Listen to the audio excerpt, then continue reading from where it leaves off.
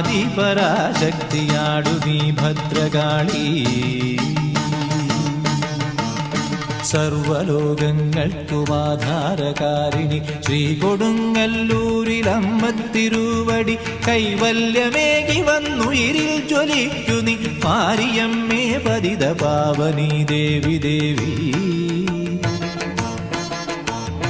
ഭദ്രകാളി രുധിരമോഹിനി പാഹി പാഹി.